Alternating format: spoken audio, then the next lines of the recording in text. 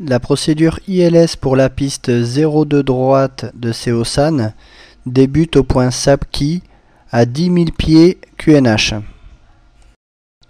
À Sapki, on débutera la procédure en se mettant en descente vers 5 000 pieds QNH et en suivant l'arc DME 12 nautiques du Takan de Seosan. On maintiendra ensuite 5 000 pieds QNH jusqu'au virage de procédure. Lorsqu'on passera le radial 190 du Takan de Seosan, on débutera alors le virage de procédure et on poursuivra la descente vers 3500 pieds QNH tout en allant chercher le radial 0,20.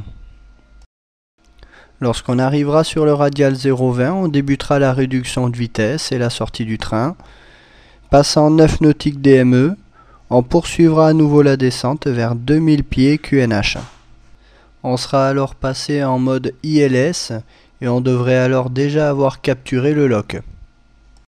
On attendra ensuite le début de descente lorsqu'on sera sur le glide à environ 6 nautiques pour poursuivre ensuite notre ILS. On poursuit alors jusqu'au minima, c'est-à-dire 242 pieds QNH. Au minima, on regardera dehors et on cherchera la piste de visuel et on remettra les gaz pour entraînement pour exécuter une procédure missed approach.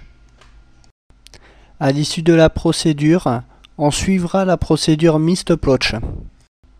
On montera donc à l'issue de la remise de gaz à 3000 pieds QNH dans l'axe jusqu'à 4 nautiques Takan.